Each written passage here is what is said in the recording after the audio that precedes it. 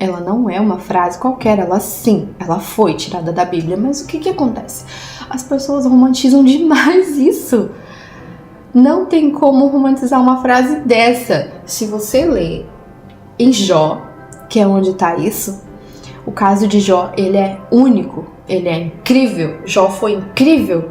Jó fez pela humanidade toda uma coisa que ele nem imaginava que ele estava fazendo, que era provar para Satanás que um ser humano pode sim estar do lado de Deus sobre qualquer circunstância. E esse foi um caso único. Porque tá lá em Tiago que por coisas más Deus não prova a ninguém. Entendeu? Não é Deus que fez aquilo, Deus não se agrada daquilo. E em Jó, logo após, no finalzinho, Deus não se agradou dessas palavras de Jó.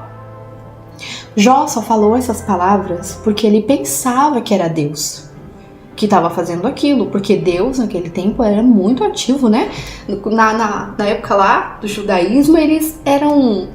do judaísmo, o judaísmo ainda existe, mas vocês entenderam, na época lá bíblica, Deus punha a mão no fogo lá, se jogaram Sedraque, Mesaque e Abednego, que esses não eram os nomes reais deles. Vou fazer um vídeo de curiosidade sobre isso. Esse não era o nome deles, mas a gente conhece eles assim. Jogaram eles na fogueira, o que aconteceu? Eles não queimaram. Mas depois da vinda de Jesus, nós temos todo o conhecimento, nós temos salvação, temos Espírito Santo, temos tudo.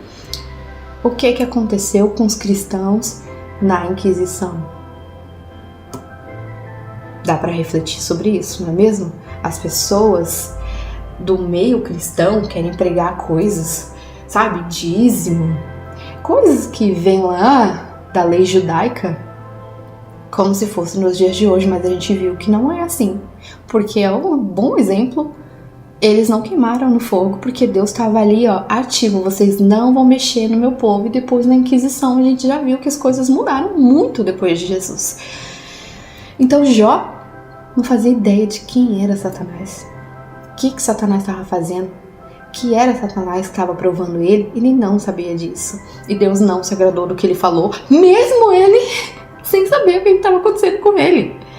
E vocês entenderam? É como se vocês estivessem julgando Deus. Olha, eu vou dar um exemplo esdrúxulo aqui pra vocês. O meu cachorro, eu dou um osso pra ele. E eu vou passar perto, ele já faz assim, tipo, oh, meu osso, meu osso, meu osso. E eu falo pra ele, ô seu bobo, se eu quisesse seu osso, eu não ia te dar. Vocês imaginam Deus lá no céu, olhando pra baixo, falando assim, eu dei um presente pra fulano, mas mal ela sabe que daqui a pouquinho eu vou tomar. Ele é onisciente, ele sabe se depois você não vai mais merecer. Então se depois você não vai mais merecer, ele não tem por que te dar agora. Gente, já soltei meu biscoito aqui, Deus tem mais o que fazer. Lá no caso de Jó, já tá muito específico que chegou o dia da apresentação dos anjos, ou seja, como Jesus falou, a casa do meu pai tem muitas moradas. Ele é o governante do universo todo. Então, ele tem coisas pra fazer. Ele não vai ficar... Deus não é um velho no trono, segurando, olhando pra baixo, julgando as pessoas, como as pessoas fazem imagem dele. Deus não é assim. Ele não fica olhando pros seus problemas e fala assim, peraí, eu vou salvar essa daqui. Aí algum anjo fala assim, ô Senhor, mas ela vai morrer daqui 3 segundos, porque o tempo de Deus não é o nosso tempo. Ele, não, peraí, mas eu vou falar, não, peraí, aquela ali falou mal dela, agora vai ver, vai ser atropelada por um carro. É incrível a gente ter livre-arbítrio. Deus promete tudo pra depois. Deus promete que dá o Espírito Santo pra ajudar a gente a vencer esse sistema de coisas. Então ele não fica aqui olhando pra baixo, dando coisa pra você, depois tirando coisa de você. Deus não tira seus filhos, isso é crueldade.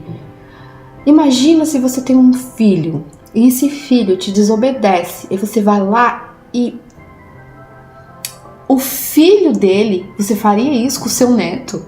Você tiraria o filho de uma pessoa porque foi você que deu a vida pra ela? Porque eu que dei a vida, é minha filha, eu que dei, eu que criei, eu que amamentei, eu eduquei, eu sustentei.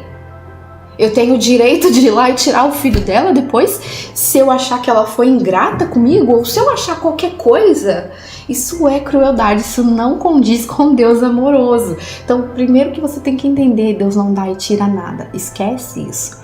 para de falar isso. Tem até um louvor que é muito aclamado, todo mundo adora, porque ela fala essa palavra e é muito tocante, de verdade. O Deus que dá é o Deus que tira. Não! Deus não tira nada de ninguém. Deus não tira nada de ninguém.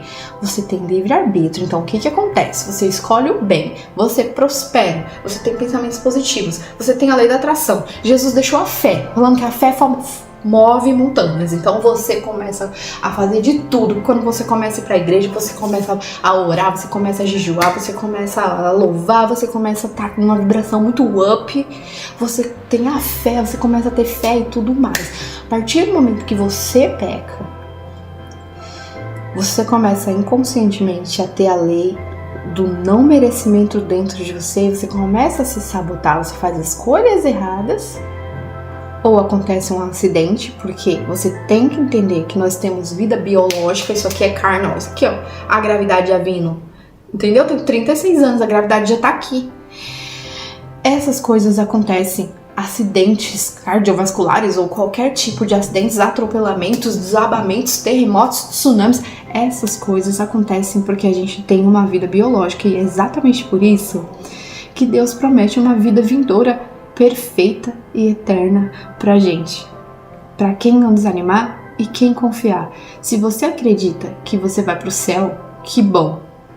Se você acredita que você vai pro paraíso, pro novo mundo, pra Valhalla, se você vai reencarnar, não importa o que você acredita. Porque também a encarnação vai ter um fim, né? Depois você vai lá pra colônia. Quando você evoluir, for espírito, você não precisar vir mais pra terra pra pagar pecado nenhum, você vai ter um descanso. Então, um dia você vai ter um descanso. Em todas as religiões, um dia você vai ter um descanso. E isso é pós. Enquanto a gente tá aqui, nosso pneu do carro vai furar, nosso braço vai quebrar, coisas vão acontecer. E não é Deus que tá causando tudo isso. Lembra, Satanás é o governante desse mundo. Jesus disse isso. E Jesus também disse: quem vir após mim, pega a sua cruz e me segue. Porque se fizeram isso comigo, o que não vão fazer com vocês? Principalmente aqui, ó. Ama os vossos inimigos. Se te pedirem sua capa, dá sua roupa também. Se bater aqui, ó, dá aqui também. Então vamos parar com essa cultura também de falar: fulano se deu mal porque Deus que eu sirvo é um Deus justo. Fulano, Deus não entra nas picuinhas da sua vida, não, querido. Só pra você saber. Deus sabe seus pecados, viu? E tá na Bíblia que se Deus fosse julgar os pecados de todo mundo, ninguém ia estar em pé, não. Ninguém é digno de abrir o livrinho, entendeu? A referência ao Apocalipse, ninguém é santo. Então, se a amiga ali falou mal de você, Deus sabe que ela tem os defeitos dela e Deus também perdoou ela pelos defeitos que ela tem. Se ela se arrepende ou sei lá, só Deus conhece o coração dela. Então, ó, para de julgar para você não ser julgado dessa mesma forma. Vamos se lembrar disso. Deus não está causando nada pra ninguém. Nem pra você, Deus me deu, Deus tomou, nem pro amiguinho que falou mal de você, que Deus tá dando algum tipo de castigo pra ele. Entendeu? Se você gostou desse conteúdo, então, por favor, compartilha para me ajudar a continuar produzindo mais desse conteúdo. Só Deus e eu sabemos qual a dificuldade de eu estar sentada aqui para gravar para vocês, porque eu trabalho fora e eu tenho 3 filhos. Então, essa casa tá nesse silêncio e nessa paz, porque um milagre aconteceu. Então hoje eu vou gravar o máximo de vídeos que eu puder. Me ajudem e também se ajudem. Ajudem as pessoas que acham que Deus tá tomando coisa delas ou Deus tá ferindo um amiguinho pelo orgulho delas. E também todas as pessoas têm que ajudar a limpar o nome de Deus por causa dessas coisas que andam falando deles. É exatamente esse o objetivo do meu canal, pra falar a verdade.